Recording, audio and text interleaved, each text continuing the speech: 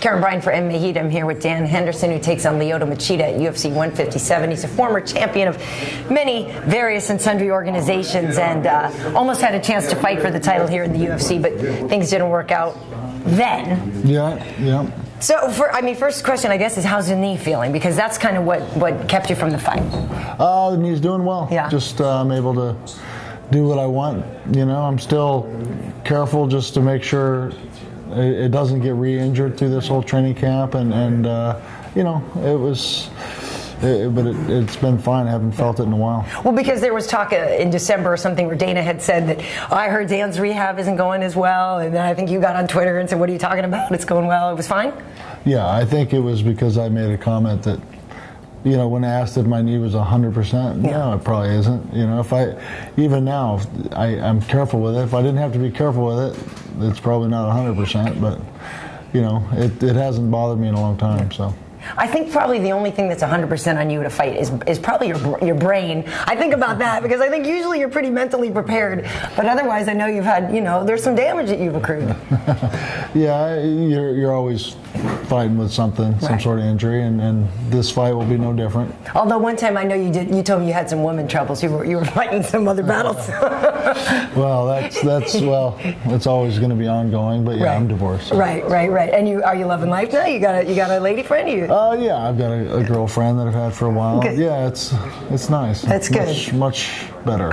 Much better. That's good. Well, let's talk about 151 because the knee injury prompted Jon Jones to refuse to fight Chael Sonnen instead of you. Prompted the first ever cancellation of an event in UFC history. What did you make of that when that was all going on, and being in some ways the catalyst to that? Well, I mean, obviously, I was pretty bummed the fact that I couldn't go, and I think I was, just like everybody else in the world, just shocked that Jon Jones turned down a fight with Chael, who now he's fighting Chael, when Chael now will be much tougher to fight than he would have then, because he's going to be in shape, ready to go. So, you know, I don't know. It's not it wouldn't have happened. I wouldn't have let that happen, but you know, that's just me. Obviously, I would have rather have got in there myself. But. And you and Chael, you know, I know you guys are still close, though, aren't you? Yeah. So how do you feel about him being in the position that you really wanted, and by all accounts have earned? I mean, when the rankings came out, everybody's got you #1, and now you're sitting there, and even if you're wishing well for your friend, he's in your spot. It is what it is. I mean, I'm focused. It is what it is. Come on. I'm focused on Machida right now, and I can't change anything. It doesn't, you know, and I don't blame Chael for taking an opportunity. You know, if he beats Jon Jones, I may end up having to fight him. You know, but that's just the way it goes. And you're okay with that? You guys don't have any. You know, I've always said that I grew up wrestling, and I've always had to wrestle guys that were friends of mine and training partners, and you know, it's what competition is, and you're in a sport that could possibly happen, and you know, it doesn't happen very often in our sport, but you know, it's not something that's foreign to me. So let's talk about Lyoto Machida. I saw him training the other day at Black House, and he looks good. He's bigger. He's a big dude. You know, people sort of forget that. Yeah. And obviously, he was working a lot on his wrestling, and I don't want to give away what he's working on, but you know, we all know that he's going to need that with you. But I mean, how do you see this matchup? Because on paper, you could argue that it's going to be explosive. We got the H-bomb against this cool karate style, and it's going to be this, that. Or you could argue that you're both going to be very measured and knowing what the other guy has to offer and being wary of that. So I mean, how do you even see it going? You know, you always got to be aware of what somebody else can do, but you can't be afraid, or you can't not do your offense or what your game plan is based on trying to stay away from what they can do. You know, I still have to go out there and fight my fight.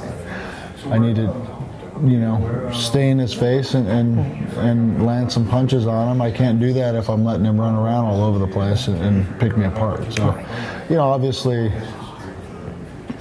you know, it's a chess match out there, but you know, I'm prepared for what he has, but I'm not going to sit there and wait for him to, you know, kick me in certain ways. Just leave your hands wide open in the middle and let him go. So yeah, I'm aware of what he has, but I'm not afraid of it, and I'm going to make sure that I can capitalize on certain situations. How difficult was it to find training partners to mimic his style?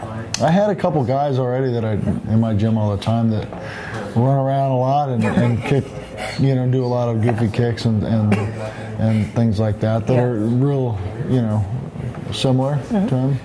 And I had three southpaws in my gym already, so I didn't really have to look for much. And Luke Rockhold just came down as well, so, and he's a lefty too. So let's talk about how long you think you can still do this. We were kind of joking off camera that now there's guys fighting on a card that half our age or whatever, and it hurts a little bit sometimes. So I wonder how you stay motivated and how you even stay in the game when you've been here for a while. Yeah, it gets tough sometimes with the motivation, but with every fight I have now is such a big fight and a tough opponent that that in itself is motivation for me. And the tougher the opponent or the tougher the challenge, it gets me excited again, gets the juices flowing. So I think Lyoto's definitely somebody that's tougher to figure out, and that's what makes it interesting for me.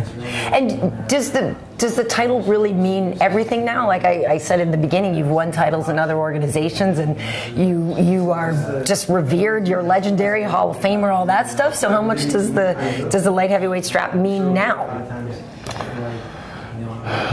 Not as much as just going out and winning every fight that I have from now on. So if I win every fight that I have from now on and I never get a title shot, that's the way it goes. But from now on means how many more?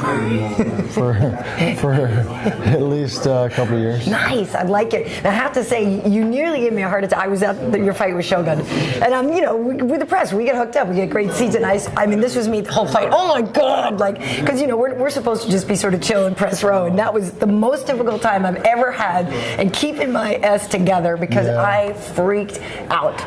What was that like being in the middle of that? I mean, did you have any sense of awareness of how epic it was? No, I mean, I didn't feel like I was in any danger. I knew I had the first 3 rounds won. Fourth round was close, and I knew that he wasn't doing anything to me. I wasn't in danger of getting finished at all. Ever. In my mind. So, I moved when I had to move, and I tried to get up a little bit, but I was a little tired at the time. And, he didn't have anything on his punches at all at that point either. So, I think from what it looked like to somebody that wasn't in there, I could see it being a little dramatic. A little dramatic. So where'd you go? Did you watch it right away? Like afterwards? I watched it a couple days later. Yeah. And what did you think when you see it as an outsider? You understand why we all freaked out? A little bit, but even then, I knew. So I knew what was going through my head, but nobody else did. Well, how close were you to finishing him? Because it looked very early on like this is going to be a very short fight. I was definitely more interested in watching that because I was probably one punch away from because he was right there ready to jump in, and maybe one punch more that landed, he would have stopped it. It was as close as you can get, I guess. Right. All right. Well, last question, I guess. How big of a deal was it for you to beat Fedor? I know we talked at the time, and you were saying you'll fight anybody, and it didn't matter, and you had to drink water to weigh in at the right weight and all that. So, I mean, how does that figure into, when you look back, how big of a win is that? I think that was one of the biggest for me. I mean, I've always been a fan of his, and he's a dangerous guy, and he's been there and done a lot of things in the sport, and it was nice to be able to beat him like that. Yeah. And you think if you get the next shot at Jon Jones, you haven't figured out? I was ready to go, figured out. I was in the best shape of my life, and it's just unfortunate that that I couldn't compete at that time. I was in perfect shape. So. Well, if his fight goes down in April, yours goes down in a couple weeks. May, June, July, we could see you guys in August if you get past Lyoto? I don't know. I'd like to really fight early summer. I got my kids to hang out with. So nice. All right. I don't want to. Their whole summer was gone last year during my training camp. I was supposed to fight in September, so I don't want to have to do it to them again. So you owe them what, Legoland and all that? No, they're older than that. No, they're older than that. A little bigger trip. Hawaii, Europe, something. Yeah, nice. Cool. All right. Well, thank you for spending some time with me today, and best of luck. I know it's going to be a great fight, and just continued success. Thank you. Appreciate it. I'm Dan Henderson, and you're watching MMA Heat.